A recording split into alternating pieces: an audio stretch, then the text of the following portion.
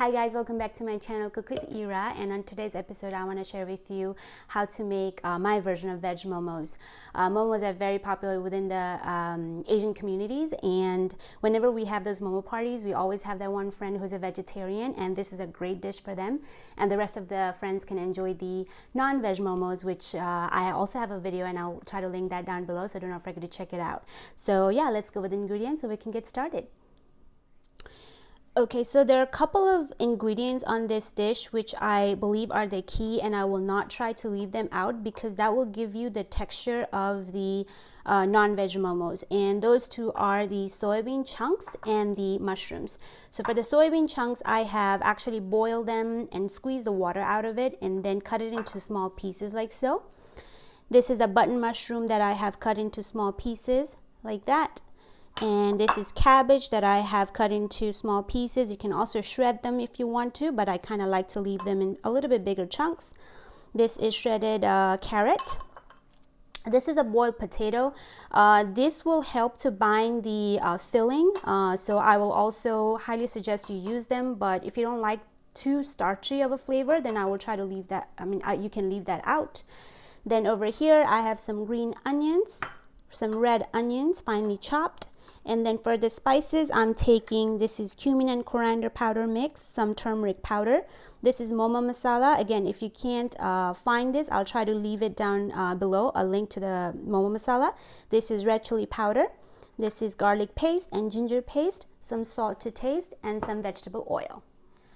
Okay, so over here I have a pan and some vegetable oil preheating on about high heat, and I'm going to add in the red onions.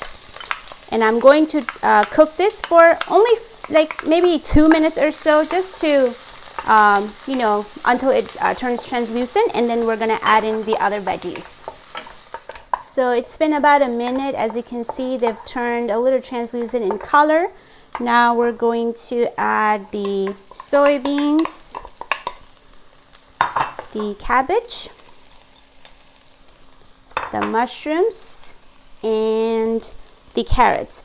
And now we're going to cook this for about maybe 3 to 5 minutes. We're not trying to cook them all the way through, just trying to cook it so that it doesn't have very raw flavor when you actually put them in the wrapper. So just maybe 3 minutes, and then I'll show you the next step.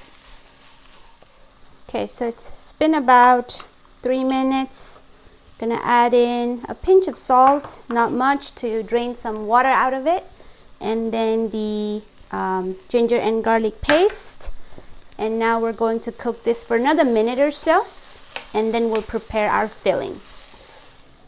Okay, so after a minute of adding the salt, I took the veggies out of the pan, and then I have put it into a mixing bowl and kind of letting it cool down a little bit, so it's kind of cool to touch right now. And now we're going to add in the green onions, all these spices, whoops, and then the potato. And I'm going to mash the potato, and then I'm going to mix everything really well, and I'll show you when it's there. Okay, so this looks good. At this point, I'm gonna add in some salt. Remember that we added some salt while preparing the veggies, so be aware of that, and a little bit of vegetable oil. And now I'm gonna mix it really well, and now our filling is ready. Okay, so let's prepare our dumplings. I'm using frozen wrappers today, but you can make your homemade wrappers if you want to. Since I'm using the frozen one, I'm gonna spread a little bit of water in there. So now we're going to put maybe like a tablespoon or so of the filling. And for anyone who doesn't know how to fold these, basically you're going to use your thumb and your index finger of your right hand, and then also the thumb and the index finger of your left hand, and you're going to fold, and then with your index finger you're going to pinch it. So fold with your left hand, pinch it, and then keep going in the counterclockwise direction into a circular motion. And then when you reach towards the end, just do that, pinch everything, and then twist, and then there you have it. let's do one more. So a tablespoon, and then again fold using your thumb and your index finger and pinch, fold and pinch, and then you keep moving your left hand in your in the counterclockwise direction. Pinch, but you want to pinch always in the same position, so remember that. Fold and pinch, fold and pinch. Towards the end, pinch everything and twist. There you go. So now I'm going to fold the rest of my dumplings, and I'll show you when they will be ready to go in the steamer. Okay, so I have a batch of dumplings ready to be steamed, and what I've done is on the steamer I have actually sprayed some vegetable oil on the bottom so it wouldn't stick, and I have a pot of boiling water over here. So when it comes to a rolling boil, we're going to steam this for about 10 to 12 minutes. You don't want too much because the vegetables, and since they have been pre-cooked a little bit, it's not going to take very long. So I'm going to steam this for about 10 to 12 minutes, and I'll show you when they're ready to eat. Okay, so my dumplings are out of the steamer. I have the second batch going on right now, but they were in the steamer for 10 minutes. I'm going to give one a try here. And I have my jhol over here. So if you want to know how to make this recipe, I'll try to link it down below, so do not forget to check it out. These are perfect with these jhol. It's going to be hot.